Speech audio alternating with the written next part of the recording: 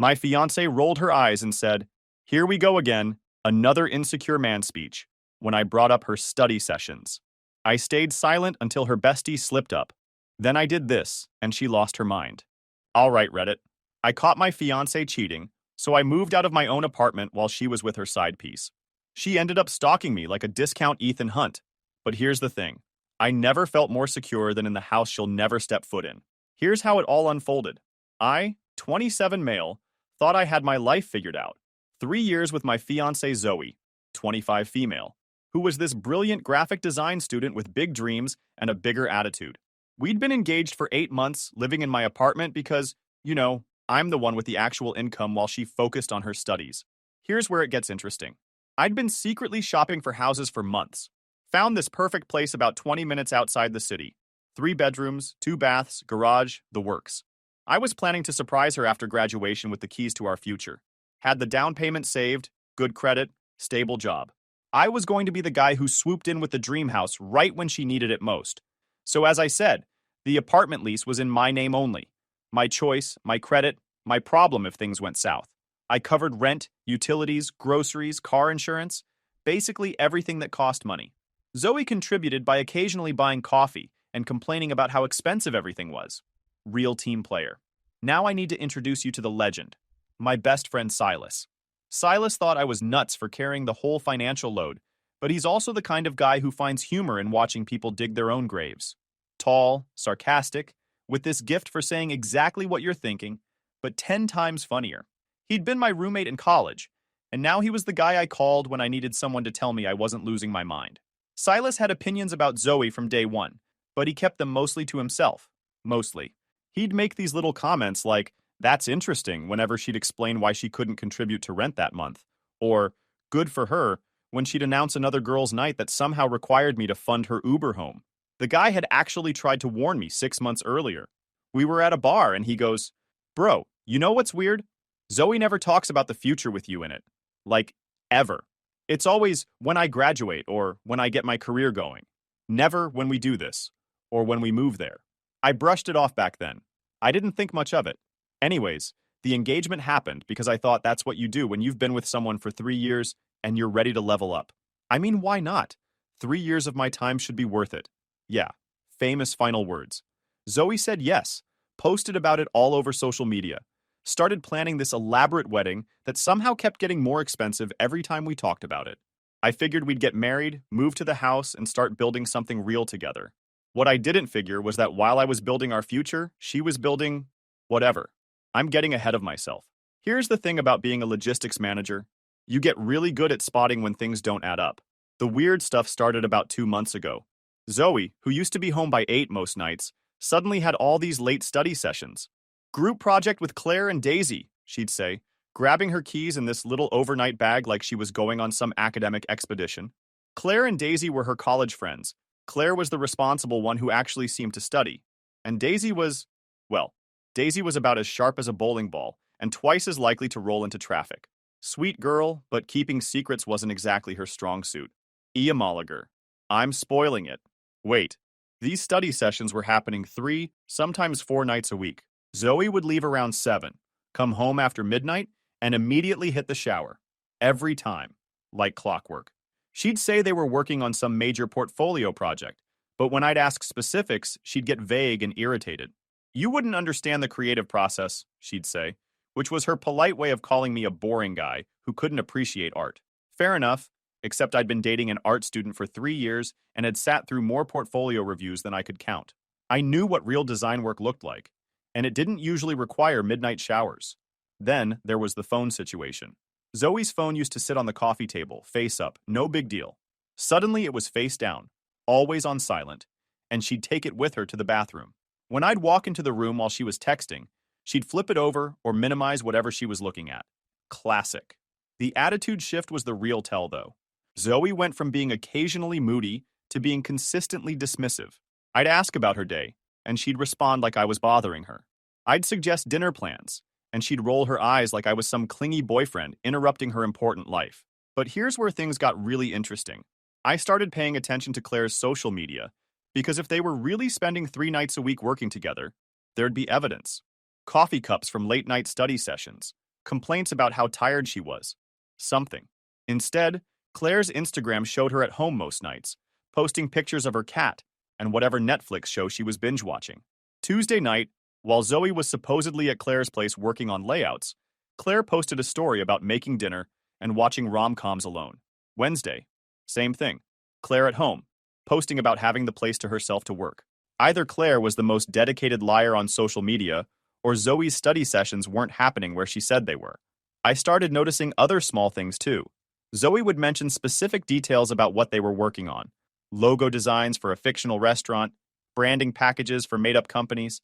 But when I'd casually bring up these projects in conversation with Claire at a coffee shop a few days later, she'd look confused. Restaurant branding? No, we're working on personal portfolio pieces this semester. Individual stuff. Zoe mentioned you guys were collaborating on some client work. Oh, well, maybe she meant something else. Claire was trying to be diplomatic, but the confusion was real. Either Zoe was describing their work completely wrong, or there wasn't any collaborative work happening at all. The coffee thing was another breadcrumb.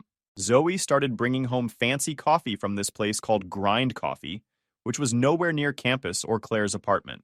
When I asked about it, she said they'd started meeting there because it was better for creative work. But when I looked it up, Grind Coffee was in a completely different part of town, nowhere convenient to anything related to her school or friends. Why drive 20 minutes out of your way for coffee? I asked. The atmosphere is better, less distracting. Right. I decided to test this. The next day, I stopped by Grind Coffee on my lunch break. Asked the barista if she knew a regular customer named Zoe, described her too. She recognized her. Blonde girl? She comes sometimes, but no, I haven't seen her with friends. Oh. I said thanks and left. I called Silas after that conversation.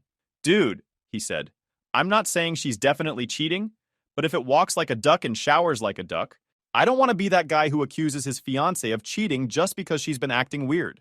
No, you want to be the guy who figures out what's actually happening before he marries someone who might be playing house with multiple people. My bro had this way of cutting through the noise. He wasn't telling me what to think. He was telling me to think, period. Look, he said, either she's actually working on the world's most time-consuming group project, or she's working on something else entirely. Either way, you deserve to know what you're dealing with. The gaslighting started a few days later. I asked Zoe why she'd been coming home so late, and she immediately flipped it on me. Are you seriously questioning me right now? What's next? You want to track my location? I'm just asking. This is exactly what I'm talking about. You're being controlling. It's not attractive. Controlling. For asking my fiancée why she was out until midnight every night. That was rich. I'm not trying to control anything. I'm trying to understand why my fiancée treats me like a roommate she barely tolerates. God, you're so insecure. Maybe if you trusted me instead of interrogating me every time I walk through the door, we'd have a better relationship. There it was. The magic word that was supposed to shut down any reasonable questions. But she wasn't done. She'd figured out that calling me insecure was an effective way to end conversations, so she started using it as her default response to any question I asked. When I mentioned that she'd been spending a lot of money on gas lately, you're being insecure about money again. When I asked why she'd gotten home at 2 a.m. on a Tuesday. This insecurity thing is getting old, Damien. Every legitimate concern I had about our relationship got twisted into a character flaw on my part. It was like she'd found a cheat code for avoiding accountability. The worst one happened about a week before everything blew up. I'd had a long day at work and came home hoping to just hang out with my fiancé, maybe order takeout and watch something together. Normal couple stuff. Zoe was getting ready to leave for another study session. Want to stay in tonight instead? I asked. We could order from that Thai place you like. She stopped putting on her jacket and turned to look at me like I'd just asked her to give up oxygen. Seriously? You want me to blow off my education so you can feel better about yourself? I just want to spend time with you. Is that weird? It's needy. And honestly, it's embarrassing how insecure you get when I have my own life. Having your own life is great. Having a secret life is different, Zoe. See? That's exactly what I'm talking about. You think everything I do is some conspiracy against you. That's not healthy, Damien. She grabbed her keys and overnight bag. I'm going to work on my portfolio with people who don't need constant validation. Maybe you should think about why you can't handle your fiancé being successful. And she left. Just walked out after turning a simple request for dinner into a referendum on my character and her success. I stopped asking questions after that. Not because I believed her, but because I realized she finally dug her own grave. Time to stop playing defense and start playing the game properly. You know what's great about being the guy who pays all the bills? You have access to all the bills, including the phone bill that Zoe never bothered to look at because, hey, someone else was handling the boring financial stuff. 3 days after the insecure conversation, I'm the plan owner, so I logged in and pulled up our phone records online. Zoe's number had been calling one specific number almost every night for the past 6 weeks, sometimes for hours. Never during the day, always after 7 p.m., usually until well past midnight. A paid reverse lookup on the number gave me the name, rough address, and social media profile. The guy was 34, had his own apartment about 15 minutes from campus, and worked in marketing. Definitely not a student, definitely not part of any group project, and definitely not Claire or Daisy. His LinkedIn showed he worked for a digital marketing firm downtown. His Instagram was full of photos from expensive restaurants, weekend trips, and his apartment, which, and this was the kicker, had Grind Coffee branded mugs visible in several kitchen shots. Mystery solved. Zoe wasn't driving 20 minutes out of her way for better coffee atmosphere. She was driving 20 minutes to see this guy, and he'd been buying her fancy coffee while I paid for everything else in her life. I screenshotted everything and sent it to Silas. His response was immediate. Well, that's not awkward at all. Then Silas sent another text. Wait, check this out. He'd reverse searched the guy's address and found out something interesting. The apartment complex? Same one where Zoe had been looking at backup options 3 months ago, claiming she wanted to be prepared in case our lease didn't get renewed. She'd even dragged me there to look at floor plans. Guess she found what she was looking for. The next part was just me having a little fun. You see, if Zoe was lying about studying with Claire and Daisy, then Claire and Daisy would know she was lying. The question was whether they'd tell me the truth or cover for her. I started with Claire. Caught her at the coffee shop on campus where she usually studied. Hey, quick question. How's that portfolio project going? Zoe's been putting in some serious hours on it. Claire looked confused for about half a second. Then her face did this weird thing where she was clearly trying to figure out what the right answer was. Oh yeah, it's coming along. Lots of work. I bet. She's been out until midnight at least 3 times this week working on it with you guys. Right. Yeah. We're really dedicated. The pause between really and dedicated was about 3 seconds too long. She was a terrible liar. Daisy, on the other hand, was a piece of work. I found her in the student center the next day, and she didn't even try to maintain the fiction. How's the group project going? I asked. What group project? The one Zoe's been working on with you and Claire. The big portfolio thing. Daisy's face went blank, then panicked, then resigned. Oh no. Oh no, no, no. She told you we were working together? Real subtle. This girl was basically a goldfish with ADH, trying to play chess. She said she's been studying with you guys 3 or 4 nights a week. Oh, well, I haven't seen Zoe outside of class in like a month. Claire and I have been wondering why she's... And then she kept going. I mean, we invited her to movie night last Friday, and she said was too busy with her portfolio, but Claire saw her at a restaurant with... She trailed off, finally realizing what she'd just said. Wait, why are you asking me? Yeah, I just asked the right person. Thanks, Daisy. Oh my God. She slapped her mouth. See you around. There it was. Confirmation that my fiancé had been lying to my face for weeks while I paid her bills and planned our wedding. I walked back to my car. No sadness, no dramatic moment of realization. I was just pissed this woman just wasted 3 years of my life. So I called Silas from the parking lot. So, scale of 1 to 10, how badly do I want to know what you found out? Remember when you said Daisy was a human megaphone? Oh no, she slipped, didn't she? She didn't slip. She dove headfirst into the truth. Zoe hasn't been studying with them at all. And apparently Claire saw her at some restaurant with the guy last weekend. There was a pause. I'm sorry, man. That sucks. Yeah, it does, but whatever. Yes, screw them. What's the plan? I need to document everything I can before I make any moves. Smart. Evidence first, revenge later. Who said anything about revenge? Dude, I have known you since freshman year, and I'm pretty sure you ain't gonna let that bish get away with it. Well, he was right. Here's the thing about being methodical. It pays off when someone's trying to screw you over. The apartment lease was in my name only, which meant legally, Zoe was just a guest who'd been staying there for 2 years. I spent the next week documenting everything. Photos of all my belongings, receipts for furniture, proof of purchase for electronics, bank statements showing who'd been paying for what. I also tracked every expense I'd covered for Zoe over the past year. Rent, utilities, groceries, car insurance, gas money, coffee runs, dinners out, everything. The house purchase had been moving forward independently of all this drama. I'd already been approved for the mortgage, the inspection was clean, and closing was scheduled for the following Wednesday. Perfect timing, really. By Thursday, I'd have a new address that Zoe had never seen and would never see. Silas came over that weekend to help me figure out logistics. He walked through the apartment, making notes about what was mine, what was Zoe's, and what we'd bought together. "This is like the world's most depressing episode of Judge Judy," he said, taking pictures of serial numbers on my electronics. "Except you're both the judge and the winner. I'm not trying to win anything. I just want out without getting screwed over." "Right, but if you're getting out anyway, might as well make it memorable." That's when Silas suggested the note. "Your insecure fiancé moved out. Lease ends this month. Figure it out. P.S. Daisy says hi." Zoe would immediately know that her story had fallen apart because Daisy couldn't keep secrets, which meant she'd probably blame Daisy instead of taking responsibility for her own choices. The plan was coming together beautifully. On Wednesday, I'd close on the house. On Thursday, while Zoe was out with her mystery man, I'd move everything out and leave her with an empty apartment, a lease that was ending, and the consequences of her own actions. "You realize she's going to lose her mind, right?" Silas said as we finished planning. "That's the point." "Good." Wednesday's closing went perfectly. The house was everything I'd hoped for, and more importantly, it was mine. No shared anything, no complications, no one else's name on any paperwork. Just a clean, fresh start in a place that represented actual forward momentum. Thursday morning, I took a personal day from work and called the moving company. Time to execute. The beauty of dating someone predictable is that you always know where they'll be. Zoe had another study session scheduled for Thursday night, which meant she'd be gone from 7 p.m. until well after midnight. Plenty of time to relocate my entire life. The movers showed up at 6:30. I'd already packed most of my personal stuff over the past few days, so it was mainly furniture, electronics, and boxes. Silas arrived right behind them with coffee, and this expression like he was about to watch the world's most satisfying home renovation show.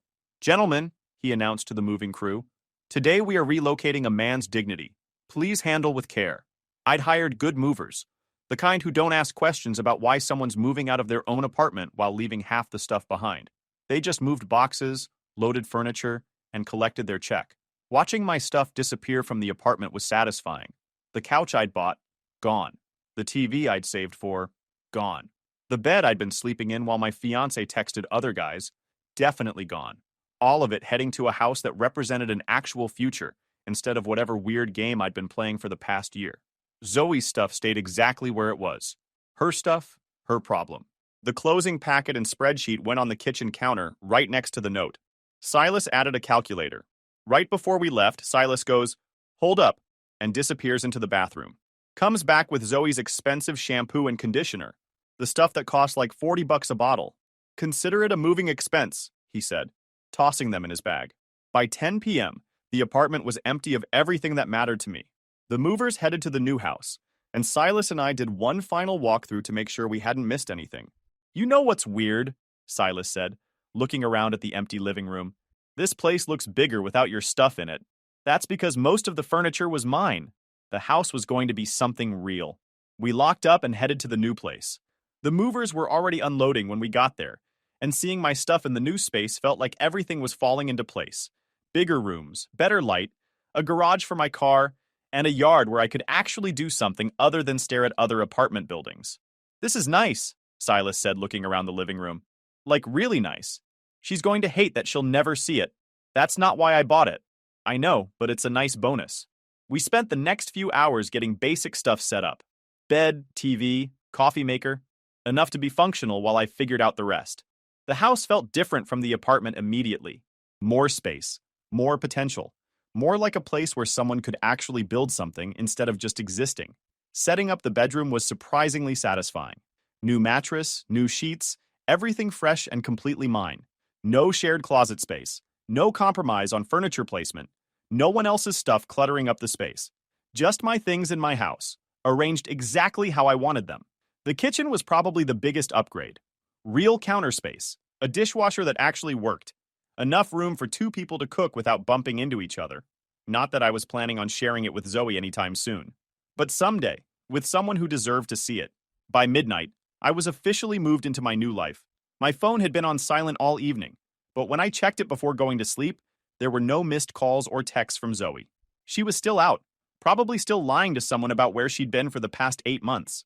I set my alarm for the usual time, plugged in my phone, and went to sleep in my new house. Tomorrow, Zoe would come home to an empty apartment and a note explaining why. My phone started buzzing at 6:47 a.m. 12 missed calls, all from Zoe. Then the text started. What the hell? Where is everything? Call me right now. This is insane. I turned off my phone and went to work. Let her figure it out the same way I'd had to figure out her lies by herself. Silas texted me around lunch. Did you see the nuclear fallout yet? I turned my phone back on. 35 missed calls. Dozens of texts ranging from confusion to anger to what appeared to be bargaining. The progression was almost textbook. The best part was that she was clearly trying different strategies in real time. First, it was anger and demands. Then it was confusion and hurt feelings. Then it was trying to negotiate like we were still in a relationship. We need to talk about this like adults.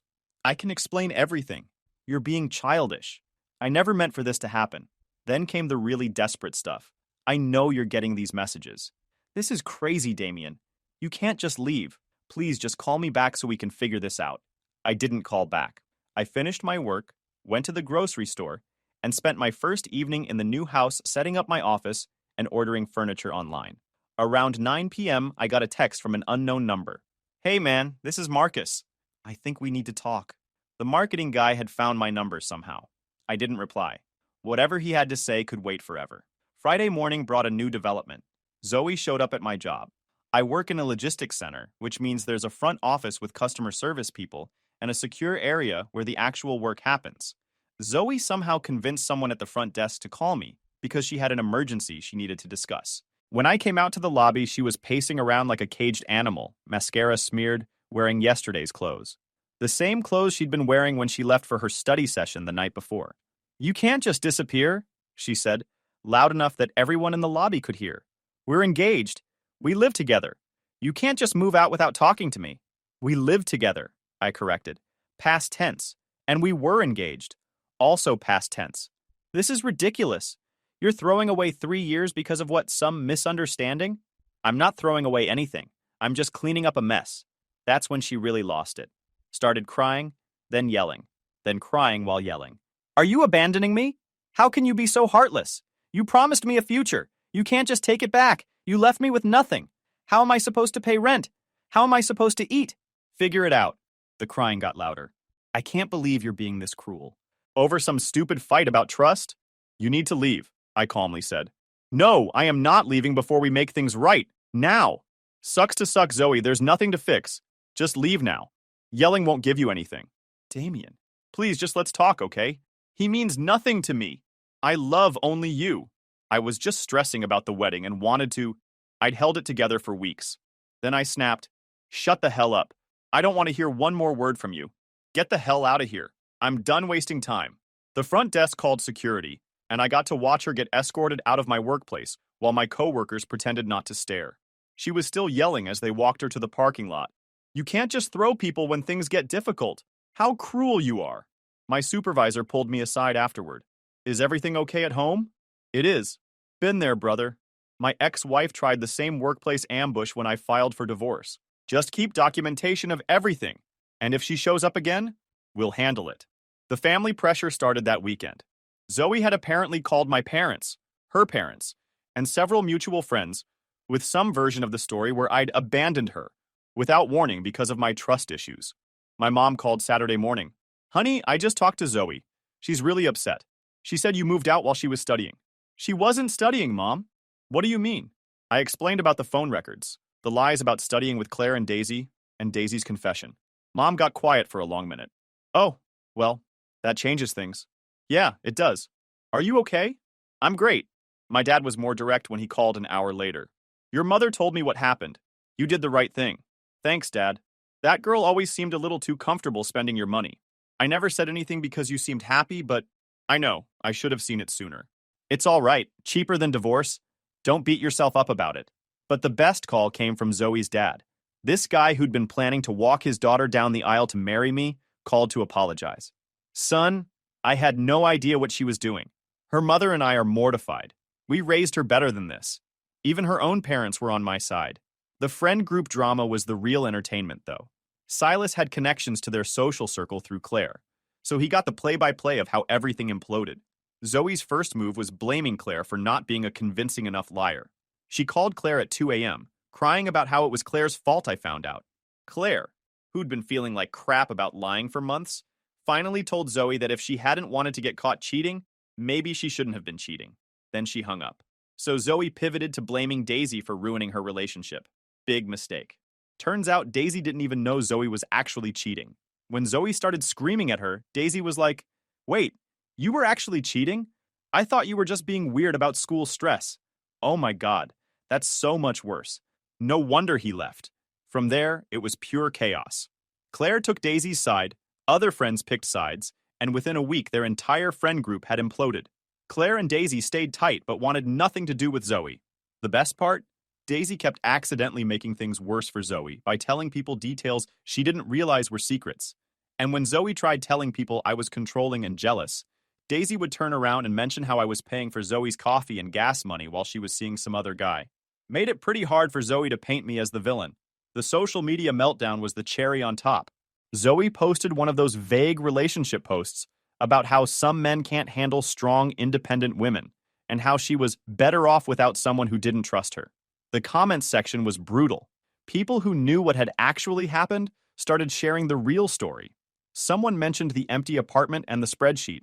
Someone else mentioned that she'd been living off her ex's money while cheating on him. Daisy, because she was incapable of reading a room, commented, "I thought he left because you were cheating. That's what you told Claire." Within 6 hours, she deleted the post, but screenshots had already made the rounds. Her reputation in the design program basically tanked overnight. Turns out, when you're known for lying to your fiancé, people assume you might lie to classmates too. The funny thing? The marketing guy, Marcus, disappeared around the same time. Silas found out through Claire that he'd blocked Zoe everywhere once he realized he'd been dating someone who was engaged and living with another man. Apparently, she'd told him I was just a roommate. So in the span of 1 week, Zoe had lost her fiancé, her apartment, her financial support, her friend group, her reputation, and her boyfriend. She was back at her parents' house, broke, and facing a delayed graduation because her portfolio work had suffered while she was managing 2 relationships. I, meanwhile, was setting up my new home office and planning which room would become a gym. The whole situation would have been almost sad if it weren't so completely self-inflicted. 2 weeks later, Silas called with an update. Guess what your ex is up to now? Zoe had apparently started sliding into DMs of guys from her design program, telling them her ex-fiancé was financially abusive, and she needed someone to help her get back on her feet. The desperation was real. Things didn't end up here.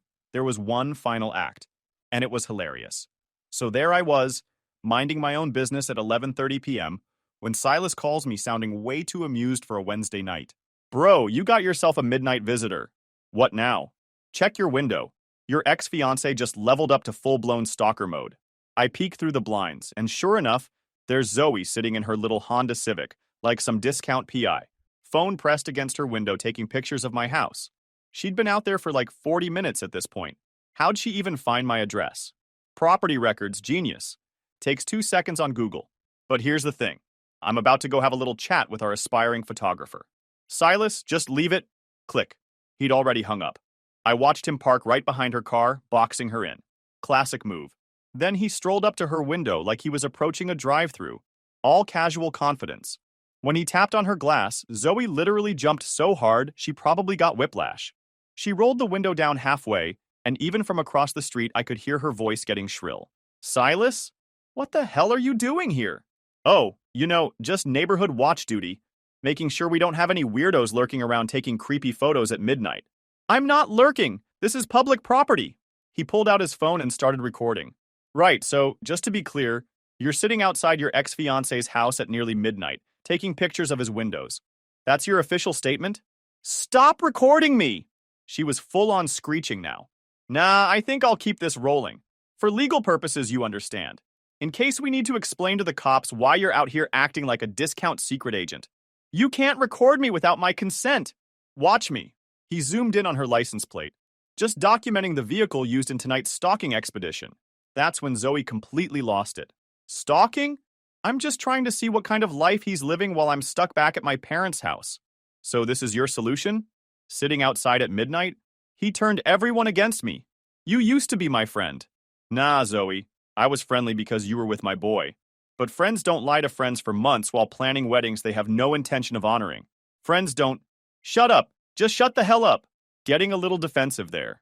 She tried to slam the car into drive, but Silas was still standing right there. Move your freaking car, Silas! Sure, weirdo. He held up his phone. Smile for the camera, Zoe. This is going straight to the group chat. That did it. She gunned the engine and swerved around his car, but instead of driving away, she whipped around the block and came back at him full speed. I watched this absolute lunatic actually try to run down my best friend with her car. Silas dove behind his car just as she clipped his side mirror, sending plastic flying across the street. She kept going, tires screaming, and disappeared around the corner. My phone was already dialing 911 when Silas called. Dude, this psycho tried to kill me. Are you okay? Yeah. She drives like she cheats. Lots of swerving but no real commitment. But we definitely got her on attempted assault with a deadly weapon. Please tell me you're still recording. Brother, I got the whole damn show. 20 minutes later, 2 cops showed up at my door. Silas had given them the full story and the video evidence. They found Zoe at her parents' house across town. Apparently, she'd called her mom crying about how unfair everything was and how Silas had attacked her. Her mom took one look at the video evidence the officers had and basically handed her daughter over. Ma'am, your daughter tried to run someone down with her car because he told her to stop stalking her ex-boyfriend. At midnight, while she was taking pictures of his house. The charges were aggravated assault with a vehicle, stalking, and reckless endangerment. Silas clipped a short snippet for the group chat, Zoe screeching about consent while stalking me, then flooring it at his car. Within an hour, everyone we knew had seen it. You know what's beautiful? Silas texted me later. She did more damage to her own reputation in 5 minutes than we could have done in 5 years. The restraining order went through without a fight. One night, and she'd gone from cheating ex to attempted murderer. The final kicker came a month later. I'm at Home Depot buying stuff for my new workshop when I run into guess who? Marcus, the marketing guy who messaged me. Man, I had no idea, he says. She told me you guys broke up months ago and you were just some controlling ex who wouldn't move out. I would never have gotten involved if I'd known. I just shrugged and said, no worries, you did me a favor anyways. He apologized before I finally walked away. That's what I call a self-solving problem.